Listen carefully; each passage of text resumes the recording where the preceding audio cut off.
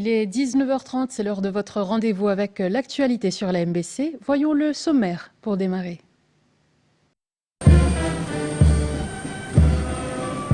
Le couple premier ministériel accueilli à Varanasi avec tous les honneurs.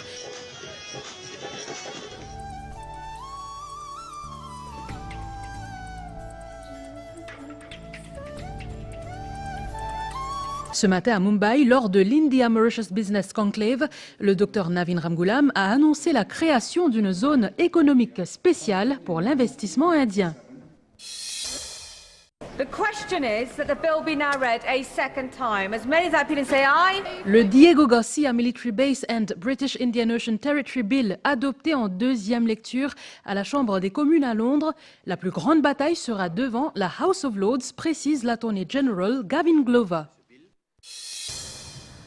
En liberté conditionnelle depuis une semaine, le SP Jagai arrêté de nouveau, cette fois pour avoir interféré avec un témoin dans une enquête en cours de la FCC.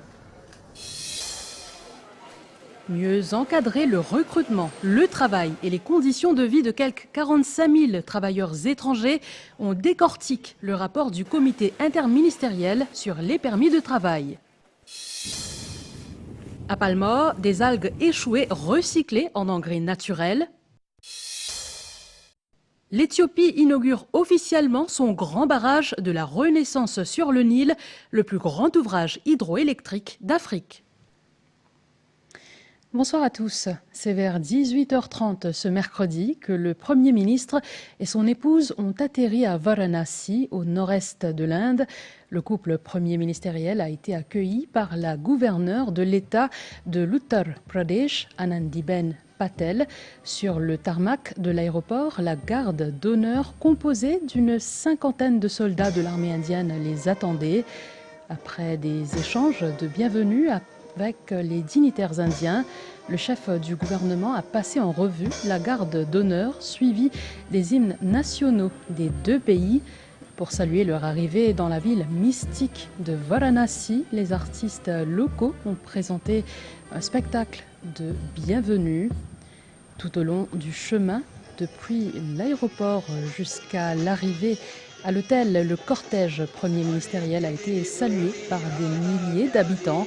Sur des centaines de kilomètres, des spectacles ont aussi été organisés à différents points.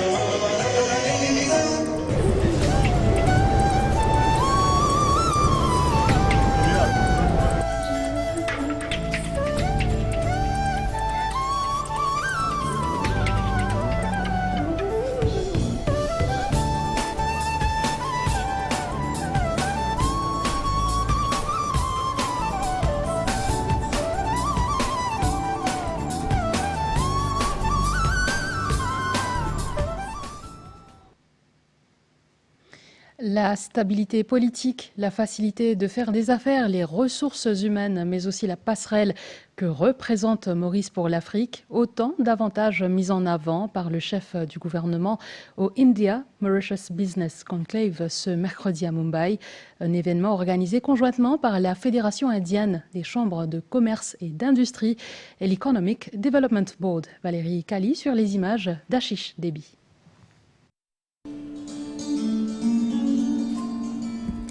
L'allumage de la lampe traditionnelle pour porter 200 ans de coopération indo-mauricienne à une nouvelle étape.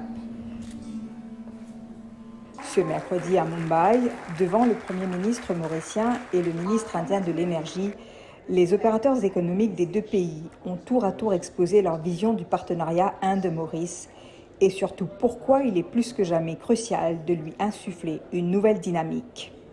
Think of us as your one-stop shop for navigating the Mauritian landscape from initial inquiry to project implementation and beyond. Our purpose is to ensure that your journey into the Mauritius market is not just seamless, but also exceptionally rewarding. Mauritius's unique global trade architecture via COMESA, SADC, CFTA and EU arrangements offer access to over 70% of the world's consumers. For Indian industry, this makes Mauritius a strategic base for manufacturing, re-exports and services into Africa and Europe. Le ministre indien de l'énergie a lui rappelé que ce sont les liens de sang que partagent les deux pays qui ont forgé ce partenariat. This unique positioning makes our partnership not only natural but also inseparable in the current global landscape.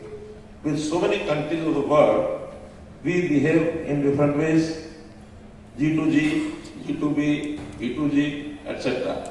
But when Mauritius comes in front of us, we behave differently, that is H to H, means heart to heart. Des propos appuyés par le Premier ministre, le Dr Navin Ramgoolam dira que l'Inde et Maurice partagent une vision commune pour un développement durable et a rappelé les avantages que représente Maurice pour le secteur privé indien et par extension pour assurer sa présence en Afrique. The successful implementation of policies and measures depends on the active engagement and commitment of the private sector and other stakeholders to optimize the huge window of opportunities. Because without active participation from the business community and other stakeholders, existing bilateral frameworks between Mauritius and India will remain under-leveraged. It is imperative, therefore, that hand in hand, in the public and the private sector, we pursue a collective and coherent approach to maximize benefits under SECPA and the DTAA. We should put all our efforts together to boost this trade and investment and economic cooperation between our two countries. Let me be clear. My government is not just open for business. We are committed to being your most proactive and supportive partner. And I wish to thank the FICCI for the excellent promotion made in India. FCCI's request for the establishment of a special economic zone in Mauritius dedicated entirely to Indian companies is a visionary idea which has the blessings of my government. Mauritius will create a world-class zone with all the necessary facilities for Indian enterprises to set up, innovate and prosper even further. This zone will be a beacon of Indian excellence in IT, artificial intelligence, high-tech manufacturing, media and film, hospitality, health, education, and other transformative investments. The gateway is open. The platform is secure. The time is now, ladies and gentlemen. Long live Mauritius-India partnership. Thank you. Ce sommet des affaires s'est terminé par des photos souvenirs et un engagement des deux parties pour concrétiser cette nouvelle stratégie de coopération. Les possibilités de collaboration dans le secteur de l'énergie discutées à Mumbai. Le Premier ministre s'est entretenu avec le ministre indien de l'énergie Manohar Lal Khattar. C'était en présence de la délégation ministérielle qui participe à cette visite officielle. Le modèle énergétique indien, notamment en matière d'énergie renouvelable, a été exposé entre autres. Toujours dans le cadre de cette visite officielle, une table ronde des CEO a eu lieu ce matin à Mumbai. Maurice a non seulement invité le secteur privé indien à investir dans des secteurs d'activité comme l'agriculture, mais aussi à profiter des avantages tarifaires pour des investissements en Afrique et aux États-Unis.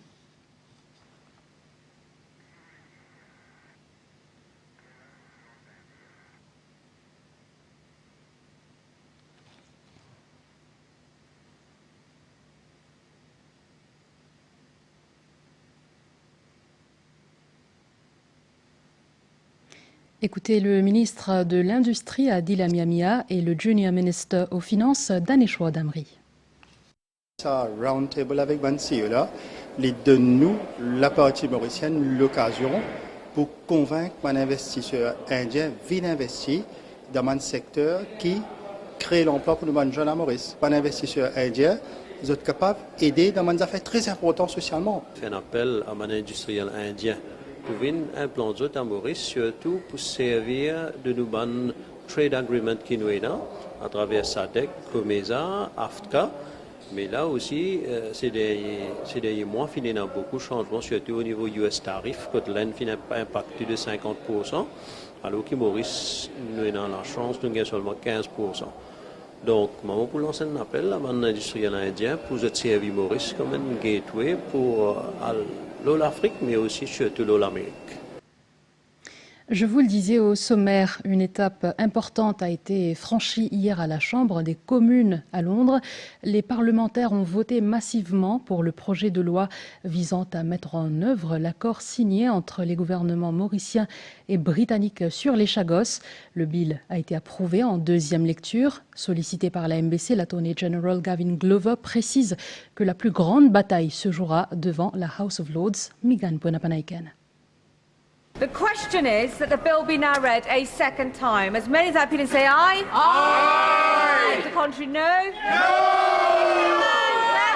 Il est environ 19h à Londres lorsque le Diego Garcia Military Base and British Indian Ocean Territory Bill est adopté en deuxième lecture. 330 parlementaires ont voté pour et 179 se sont prononcés contre. Le texte vise à donner force de loi à l'accord signé en mai dernier par les gouvernements mauriciens et britanniques pour que Maurice puisse exercer sa souveraineté sur l'archipel des Chagos, tout en permettant au Royaume-Uni de continuer à exploiter la base militaire de Diego Garcia pour une durée initiale de 99 ans. C'est probablement le passage le plus important dans le House of Commons de ce bill, et qui donc fait que le bill a passé le second reading. Ce traité n'est qu'un processus qui vient établir clairement que les Chagos sont à Maurice et que nous avons une souveraineté sur les Chagos. C'est Luke Pollard, ministre d'État au ministère de la Défense, qui a été le premier à intervenir lors de la séance, soulignant la pertinence de ce projet de loi. Les débats, qui ont duré presque 6 heures, ont été marqués par l'intervention d'une vingtaine de parlementaires des deux côtés de la Chambre. D'ici les semaines à venir, le projet de loi sera étudié en comité avant d'être inscrit en troisième lecture, toujours aux communes. Toutefois, la plus importante bataille aura lieu à la Chambre des Lords, souligne l'Attorney General. Pour Bizin, devant House of Lords, la deuxième chambre. Et là, le rapport des forces, évidemment, n'est plus pareil. Donc le vote aux Lords dans quelques semaines va être aussi important. La ratification ne pourra se faire que quand on a passé toutes les étapes législatives en Angleterre et que le roi ait donné son royal assent. Et c'est à partir de là que le traité will be fully ratified and will enter into force. En attendant que le projet de loi complète les différentes étapes au Parlement britannique, Londres et Port-Louis poursuivent les discussions pour la mise en œuvre des dispositions de l'accord. Une délégation britannique est attendue à Maurice fin septembre. Les modalités d'une visite dans l'archipel début novembre seront aussi discutées selon l'Attorney General. Tout à fait autre chose. En liberté conditionnelle depuis le 2 septembre, le SP Ashik Jagai a été de nouveau arrêté ce mercredi. La Financial Crimes Commission lui reproche d'avoir interféré avec un témoin clé dans une affaire de blanchiment d'argent. L'ex-patron de la défunte SST aurait ainsi entre autres enfreint les conditions de sa remise en liberté sous caution. Claudette Geoffroy-Gadevadou. Le surintendant de police Ashik Jagai retourne en cellule policière. Il a été une nouvelle fois arrêté puis traduit en justice ce mercredi. Selon la Financial Crimes Commission, Ashik Jagai aurait interféré avec un témoin potentiel dans une enquête en cours sur un cas de blanchiment d'argent. Les faits présumés se seraient déroulés entre le 3 et le 5 septembre. Ashik Jagai aurait contacté le témoin par téléphone, l'aurait intimidé et tenté de l'influencer afin qu'il fasse une déposition en faveur de son fils Ashik Ali Saheb Amir Saheb Jagai dans la dite affaire. Le surintendant de police aurait ainsi enfreint les conditions de la remise en liberté et l'article 141.2 de la FCC Act. Activement recherché depuis très tôt ce matin, Ashik Jagai s'est rendu au siège de la FCC aux alentours de 9h30 et a été interrogé pendant plus de 5 heures avant d'être inculpé devant la justice. Également dans l'actualité, un comité interministériel vient de publier un rapport avec une série de réformes. Objectif, mieux encadrer le recrutement, le travail et les conditions de vie des travailleurs étrangers. Une refonte totale du système est préconisée pour un meilleur contrôle. Le point avec Yacine Denmamod. Le rapport propose une réforme en profondeur, moderniser les procédures, encadrer le recrutement et garantir de meilleures conditions de travail pour les travailleurs étrangers.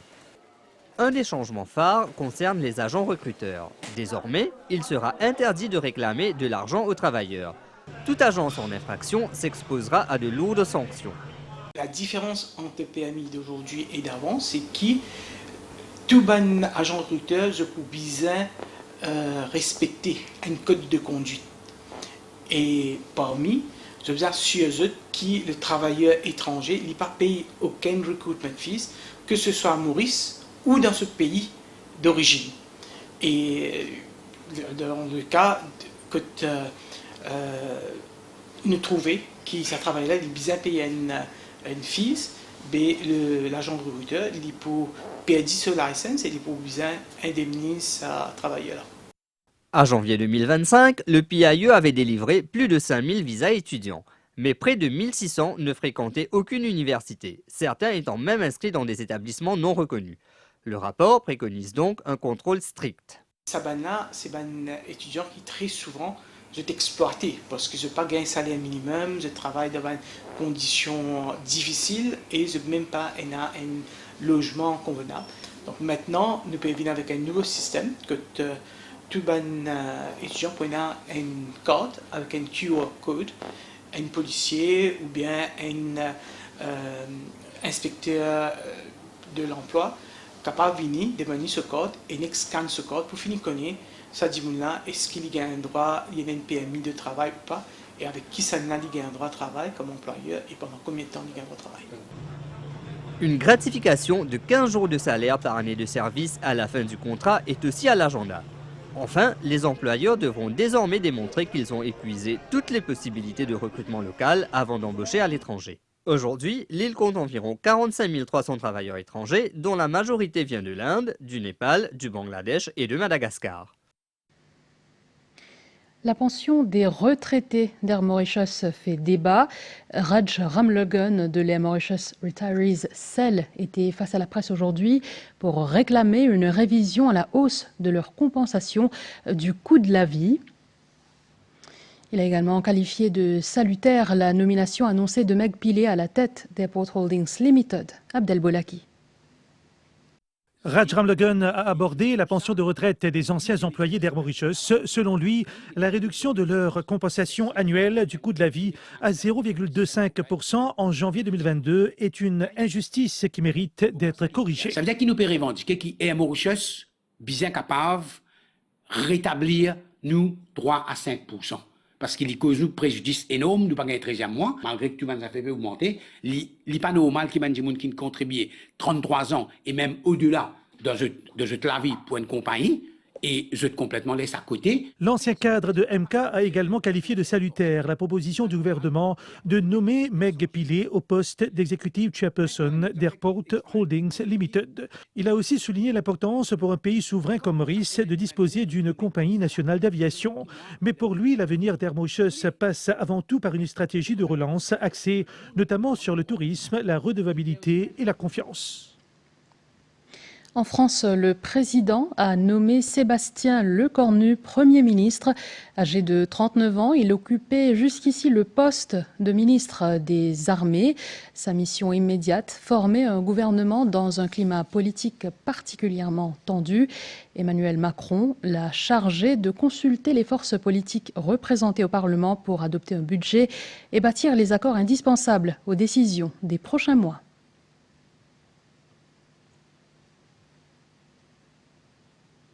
Au Népal, cette fois, des manifestants ont mis le feu au Parlement dans la capitale. Ils protestaient contre la décision du gouvernement de bloquer l'accès à certains réseaux sociaux.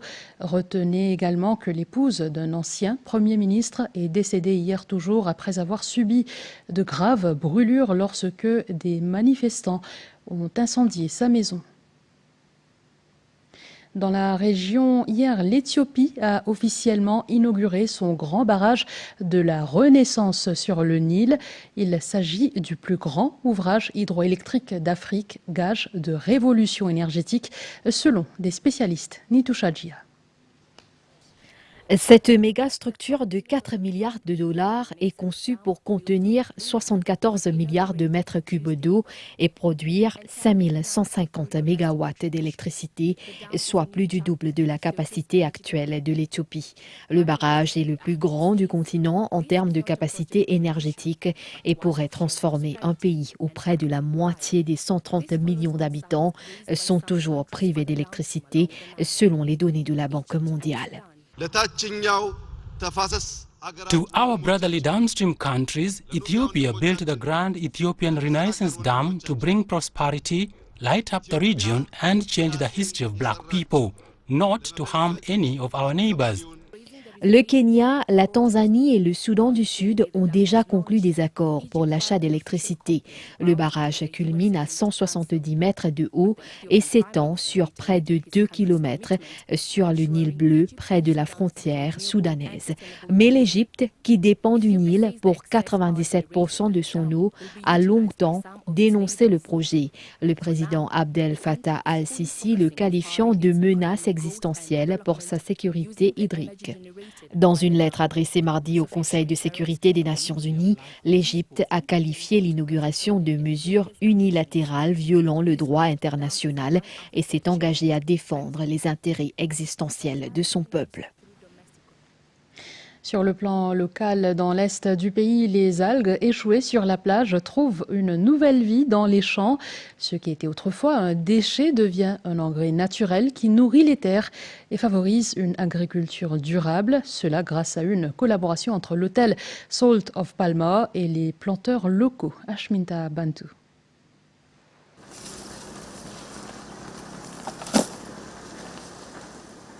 Indradot Sitchun, un planteur habitant Morlacho, s'est récemment lancé dans le compostage d'algues. L'hôtel peut aider nous, peut donner nous comment pour faire compost à cette terre. Chaque jour, l'hôtel Salt of Palma collecte des algues sur la plage et les remet aux planteurs.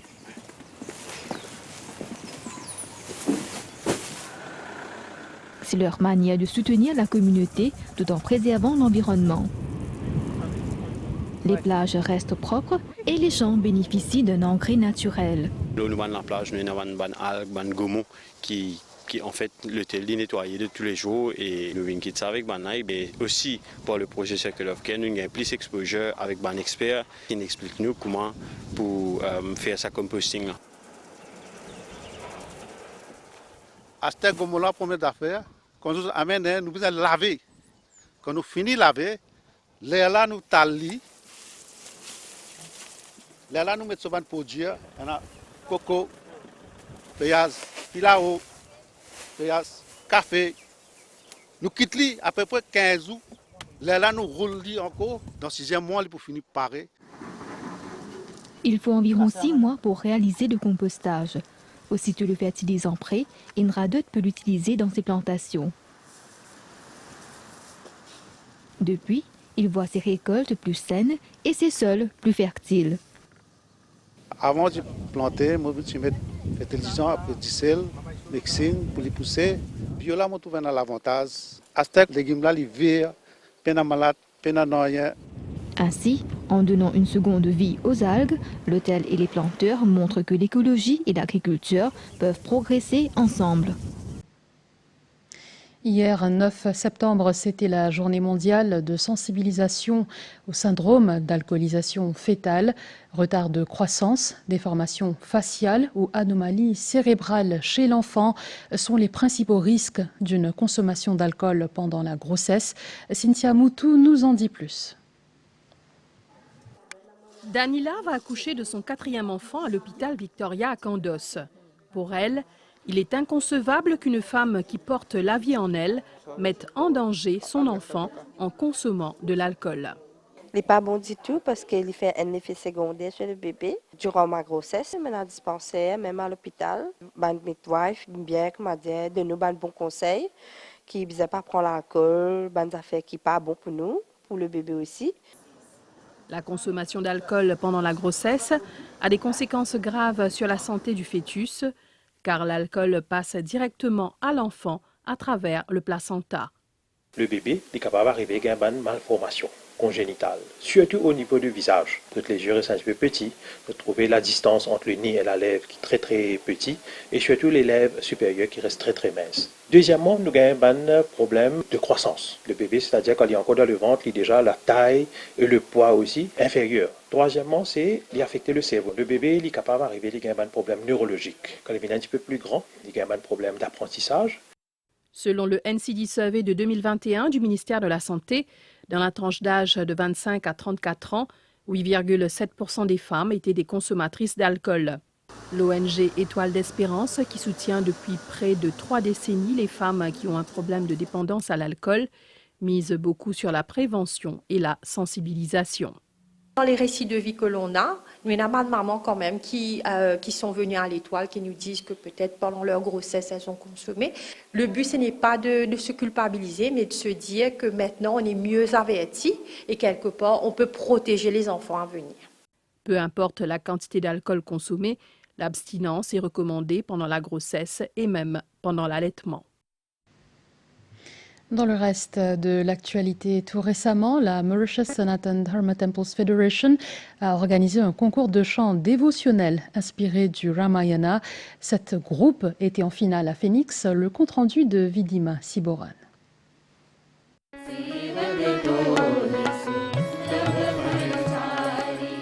Cela fait maintenant 5 années consécutives que la Mauritius Sanatan Dharma Temples Federation organise le concours Aradhana Ramayan.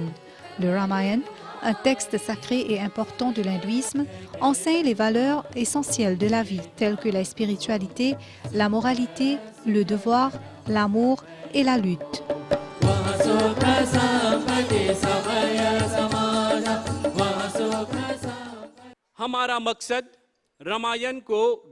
Notre objectif est d'apporter le Ramayana dans chaque foyer. Le message et les valeurs de ce livre sacré doivent être transmis à la nouvelle génération.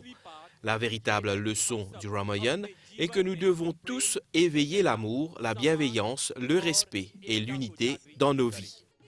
Parmi les 7 groupes finalistes, le collège Sundar Manrakan a remporté le premier prix pour sa version moderne du Ramayana.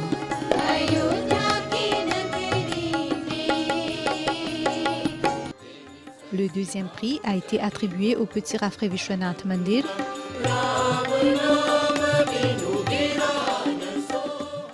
tandis que le Grand Bois Triloknath Mandir a obtenu la 3e place.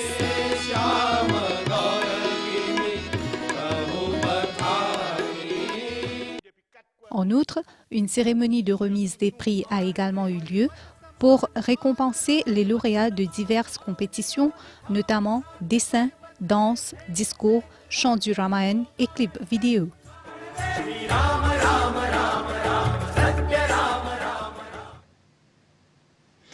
Enfin, l'interview de la matinale à suivre demain à partir de 8h15 sur RM1. L'invité de la matinale demain sera Nando Boda, leader du Rassemblement mauricien. Il répondra aux questions de Didier Rose et abordera notamment la situation politique, le secteur de la santé, les nominations dans les institutions publiques, ainsi que l'actualité autour du sport local.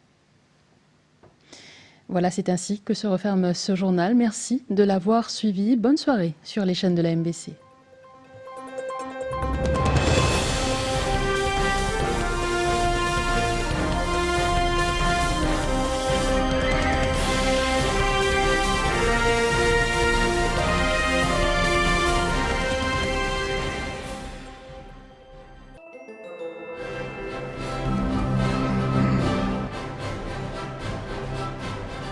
Fan de foot, fan de Première Ligue, le roi, le lion est de retour.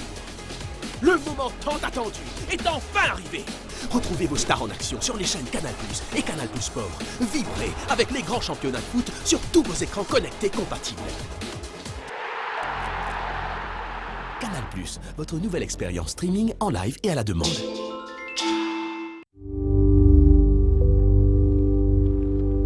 Un chocolat fondant et onctueux. Un vrai plaisir qui dure.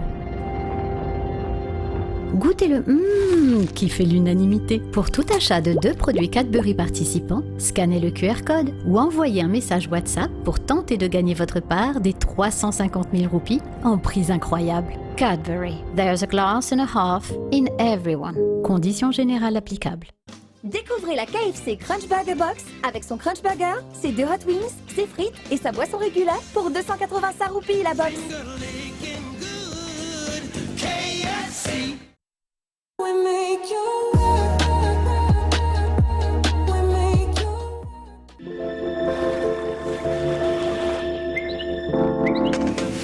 Sur l'animation satellite, à Maurice, des nuages associés au reste d'un système frontal influenceront le temps local au cours de la journée de demain.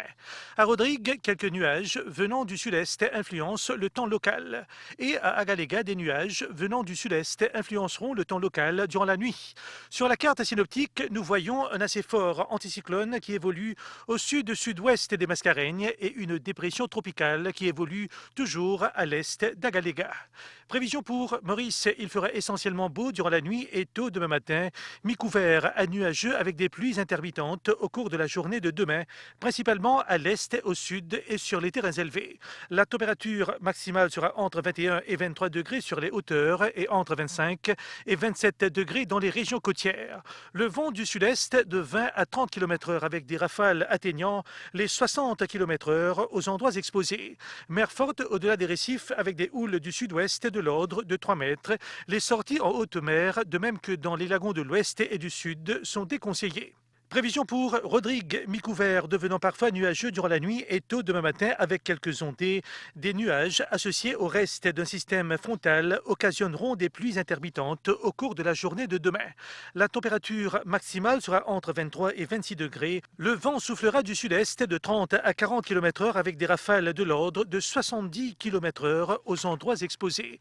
Il est conseillé au public d'être prudent lors des manœuvres en hauteur et sur les routes en raison des vents de travers. Mer forte au-delà des récifs avec des houles du sud-ouest de l'ordre de 3 mètres. Ces houles grossiront davantage et la hauteur des vagues sera de l'ordre de 3,50 mètres à partir de demain.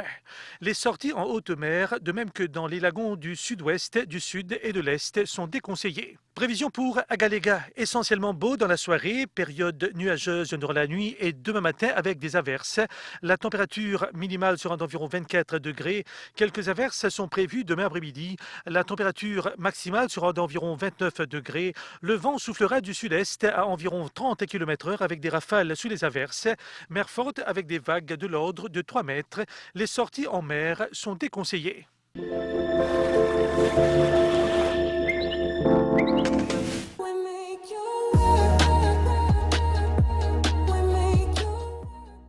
Ah, enfin la case.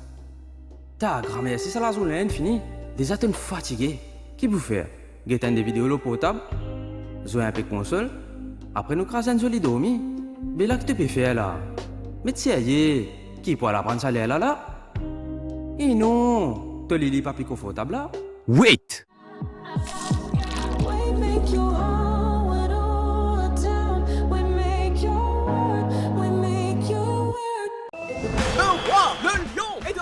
Pour célébrer ce grand retour sur les chaînes Canal+ et Canal+ Sport, pour tout nouvel abonnement jusqu'au 31 août, bénéficiez du pack sport à seulement 350 roupies par mois jusqu'à fin février 2026. Rendez-vous vite en Canal+ Store ou sur canalplus-maurice.com.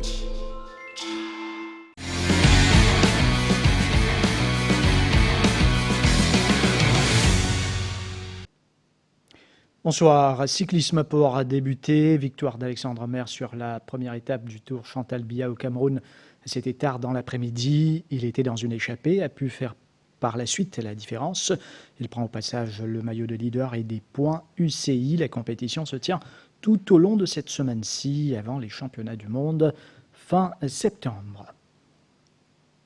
Football à présent avec les éliminatoires de la Coupe du Monde 2026. Plusieurs matchs pour la zone Afrique ont été joués hier, mais on va s'intéresser surtout au groupe D. À l'extérieur, le Club M a été battu par l'Angola, 3-1. La sélection mauricienne qui est 5e de sa poule. Un match que vous avez pu suivre d'ailleurs en direct sur MBC 11, les temps forts. Le Club M a disputé son 8e match des éliminatoires de la Coupe du Monde 2026 ce mardi 9 septembre. À Luanda, la sélection nationale de Maurice a été battue par l'Angola 3-1. Enzola a ouvert la marque pour les Angolais à la 17e. Avant que William François n'égalise 4 minutes après. Oh my word! Fantastic strike there from William François. What a hit! À la reprise, les locaux ont inscrit 2 autres buts signés Freddy et Zini. Score final Angola 3, Club M 1. Les Angolais sont 4e avec maintenant 5 points d'avance sur le Club M, qui est 5e avec 5 points. Après 8 journées dans le groupe D des éliminatoires du Mondial 2026, le Cap-Vert, tombeur du Cameroun par 1-0 ce mardi toujours, est seul en tête avec 19 points, suivi du Cameroun. D'ailleurs, c'est bien contre les Camerounais que les joueurs de Guillaume Moulek vont jouer le 6 octobre prochain pour leur avant-dernière sortie dans la phase de groupe. Les commentaires de Jessie Ougara. Sport, les options pour sortir de la crise. Le thème de l'émission Grand Titre un peu plus tôt sur la MBC. Kevin Tapessar qui a accueilli sur le plateau Rajesh Descan du comité olympique mauricien et Mobarak Boudon, senior advisor du ministère de la Jeunesse et des Sports. Nous apprenons qu'une sortie de crise est envisagée en ce qui concerne les élections au niveau du COM. Un terrain d'entente aurait été trouvé entre les parties concernées. C'est ce qui ressort d'ailleurs de l'émission. Nous écoutons un extrait des interventions. Je suis capable de dire qu'entre hier, quand on finit sa session de travail là, et ce matin, M. Sisteni cause avec moi lui aussi, il a une cause avec le ministre. Et nous Sisteni, c'est donc le représentant du CIO. Lui, il fait nous comprendre qu'il y a une proposition qui peut travailler et qui a une possibilité qui nous capable de gagner sortie de crise. Et sa possibilité, c'est que les 2 fédérations qui n'ont pas enregistré, ne pas participent dans les élections, et M. Giraud, avec la fédération de tennis, nous retirent les autres injonctions en cours. Effectivement, après la réunion qui était avec le ministre, avec toute la fédération, et hier après-midi même, nous avons fait une réunion avec les 2 fédérations concernées, avec M. Sisteni et les membres du comité olympique. Et je suis capable de dire, je confirme ce que M. Moubarak peut dire, c'est que ça a des fédérations de montrer l'intérêt pour retirer et pour les élections. Effectivement, il y a une proposition qui nous vient ce matin et qui nous est capable de paraphrer l'accord. Mais malheureusement, M. Sisteni, il quitte Maurice dans les environs de midi. Mais nous sommes d'accord avec lui qu'il est pour retourner, le comité olympique mauricien aussi, nous sommes d'accord avec lui, dans quelques jours il est pour retourner. Et là, nous sommes capables, c'est pour finir tout, pour qu'il nous aille vers une sortie de crise. Hippisme, 2 nouveaux jockeys rejoignent bientôt la compétition au Champ de Mars. Ivaldo Santana pour l'écurie Vicky Rouy et Raymond Danielson pour Arvin Nagadou. Santana qui était en action ce matin et a chuté sur Orange Red, mais jugé apte à monter dès ce samedi. Quant à Danielson, il pourrait être en selle après le break. Nous écoutons à ce sujet l'entraîneur Arvin Nagadou. C'est confirmé, Raymond Danielson, il a une suspension de 7 jours. Hier, nous avons ce clearance, cette suspension finit ce samedi. Alors, je pense la semaine prochaine, il y a un break. Si tout ben démarche passe vite, je pense qu'il est capable avec nous la semaine prochaine et pourquoi pas en selle pour la journée de Barbé. Sinon, d'une manière générale, l'écurie, comment peut aller et Banseval, comment a été? Bon, l'écurie roule bien. Là, bon, comme on trouve, c'est tout rapide. Nous avons gagné une première victoire cette semaine. Au niveau ben chevaux, very happy avec tout ben chevaux. Tout est bien. Je pense que ben nouveau ici, j'ai un Albaria Trial aujourd'hui, très satisfait. Il y a un Tsunami Warning et Zakatu. Je pense que nous pouvons avoir une bonne fin de saison. Football à l'étranger avec les éliminatoires de la Coupe du Monde FIFA 20-26. 9 matchs pour la zone Europe ont été disputés hier grâce à sa victoire contre l'Islande 2-1. L'équipe de France de Kylian Mbappé s'empare de la tête du groupe D. Les Bleus se placent devant leur adversaire du soir, puis l'Ukraine et l'Azerbaïdjan qui se sont quittés sur un nul d'un but partout. Dans le groupe K, l'Angleterre a dominé la Serbie 5-0. La Norvège qui a fait forte impression, leader du groupe I, cette nation a atomisé la Moldavie 11-1 grâce notamment à 5 buts d'Erling Haaland. Dans le groupe F, le Portugal est allé battre la Hongrie 3-2. Et puis il y a des célébrations en Bolivie après justement sa victoire face au Brésil aux petites heures du matin. La Bolivie qui rêve toujours de participer à la Coupe du Monde après cette précieuse victoire contre les Brésiliens. Victoire qui lui assure une place de barragiste et ravive donc ses chances de qualification après plus de 30 ans d'absence. Autant pour cette page. Merci d'avoir été avec nous. Bonne soirée.